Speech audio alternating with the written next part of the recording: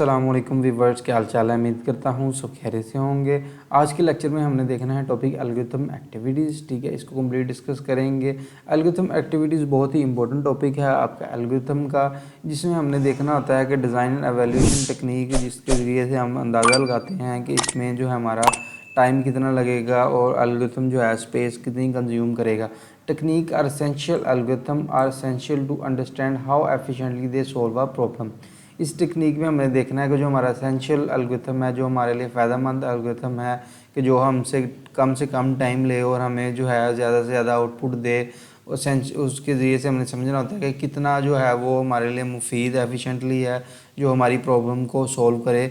इस सेक्शन में हमने दो चीज़ें देखनी होती हैं कि टाइम कम्प्लेक्सिटी आपकी क्या है और स्पेस कम्प्लेक्सिटी आपकी क्या है। टाइम कम्प्लेक्सिटी में आपने मेजर करना होता है कि कितना टाइम लगेगा एक प्रॉब्लम को या एक एल्गोरिथम को इटसेल्फ रन होने में, और एक एल्गोरिथम कितनी मेमोरी जो है वो कंज्यूम कर रहा है। ये दो चीज़ें हमने देखनी होती है। एल्गोरिथम आपको पता है क्या होता है कि स्पेसिफिकली किसी भी प्रॉब्लम का सलूशन हम आपके पास क्या है, एल्गोरिथम होता है। ठीक है, time complexity measure how fast और slow an algorithm perform, it show how the running time of algorithm changes as the size of the input increases.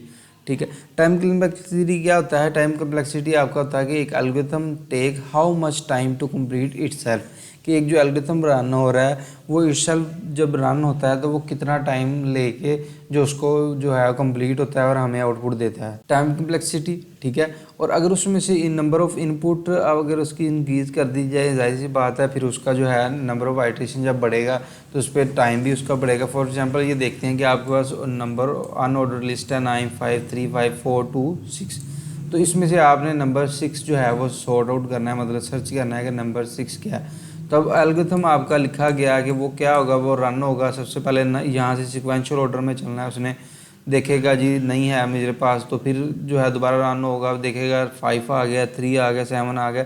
तो ये हमारे पास जब नंबर 6 पे आएगा लास्ट पे जाके वो उसको सर्च करेगा कि ये हमारा जो है एल्गोरिथम है।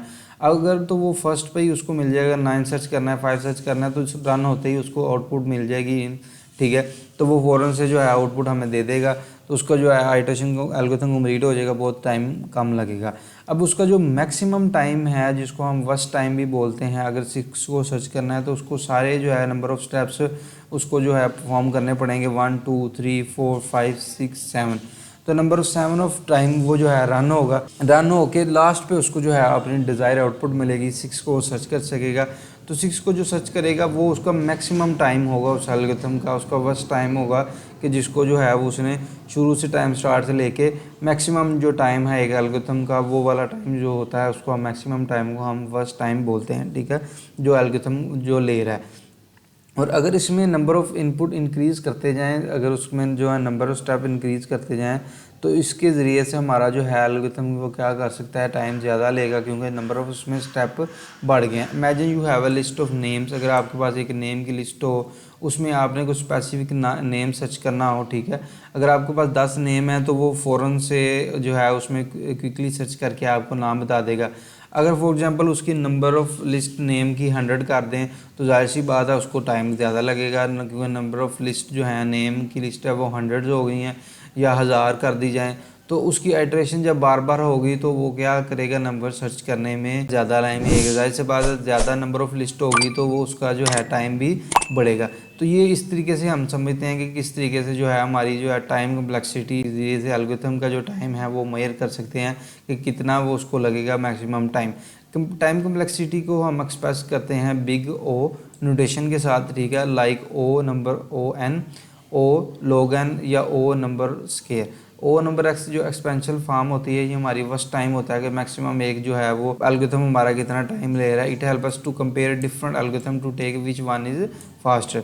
इसके ज़रिए से हम एल्गोरिथम को देखते हैं कि कितना हमारा जो है वो कहाँ ज़्यादा टाइम जो वो ले रहा है, और देखते हैं कि कौन सा जो है हमारे पास एल्गोरिथम ज़्यादा टाइम ले रहा है, कौन सा कम टाइम ले रहा है। तो इसमें आपके पास ये बुक में यही था, इसको आप एमसीक्यूज़ के लिए रिवाइज कर लीजिएगा। तो ये एमसीक्यूज़ में आपके लिए इंपॉर्टेंट है, ये वहाँ पे आ सकता है। ठीक है, स्पेस कम्प्लेक्सिटी क्या होती है। स्पेस कम्प्लेक्सिटी आपकी मेजरमेंट होती है कि एक एल्गोरिथम जो रन हो रहा है इटसेल्फ वो कितनी मेमोरी ले रहा है। ठीक है, कितनी वो मेमोरी जो है आपके कंप्यूटर की लेके जो है रन हो रहा है। Space complexity measure the amount of memory an algorithm uses relative to input size। अब आपको पता है एल्गोरिथम में अगर नंबर ऑफ़ वेरिएबल्स ज़्यादा होंगे, ज़ाहिर सी बात है नंबर ऑफ़ वेरिएबल कहाँ स्टोर होंगे, मेमोरी के अंदर स्टोर होंगे। अगर उसमें जो है नंबर ऑफ़ इनपुट्स हैं तो जो यूज़र से ली जा रही हैं, जो यूज़र ने इनपुट देनी है, फिर ही वो जो है उसका रिज़ल्ट उसने मुहैया करना है एल्गोरिथम का, कि जैसे आपने नंबर देना है जी, इसमें से पिक्टोरियल रिप्रेजेंटेशन इसमें निकाल के दें, तो वो नंबर जो है वो यूज़र ने देना है। तो फिर जब नंबर ऑफ़ यूज़र जितनी ज़्यादा इनपुट्स होंगी तो वो कहाँ पे स्टोर होंगी, वो मेमोरी में स्टोर होंगी। तो जैसे जैसे नंबर ऑफ़ इनपुट्स बढ़ेंगी या वेरिएबल्स बढ़ेंगे, हमारे पास एल्गोरिथम बढ़ेगा, तो उसकी जो है मेमोरी भी क्या होगी, वो भी बढ़ेगी, वो भी इंक्रीज़ होगी। It is essential to consider both the memory required for the input and an extra memory use by the algorithm. तो ये हमारे लिए क्या है कि both memory required for the input, हमें मेमोरी दोनों के लिए रिक्वायर होती है, वेरिएबल जो हमने ऑलरेडी उसमें स्टोर करने होते हैं वो उसके लिए भी चाहिए, और जो एक्स्ट्रा मेमोरी जो इनपुट से यूज़र से हमने इनपुट लेके उसको एल्गोरिथम के अंदर या मेमोरी के अंदर उसमें सोल्व होना जो स्टोर होना होता है, तो वो भी हमें चाहिए। Designing and evaluated algorithm involve activities like try runs and simulation to ensure they work as a intend. तो ये डिज़ाइन एवेल्यूएटेड टेक्निक में हमने ये दो चीज़ें जो है हमने देखनी होती हैं, इसके जैसे मेजर करनी होती है कि उसका टाइम इटसेल्फ कितना लगेगा, और जो है स्पेस उसमें मेमोरी कितनी कंज्यूम होगी, जो इटसेल्फ हमारा एल्गोरिथम एक जो रन हो रहा है। उम्मीद करता हूँ यहाँ तक सब स्टूडेंट को समझ आ गई होगी। अगर फिर भी किसी बच्चे को क्वेश्चन हुआ तो वो कमेंट सेक्शन में हमेशा पूछ सकता है।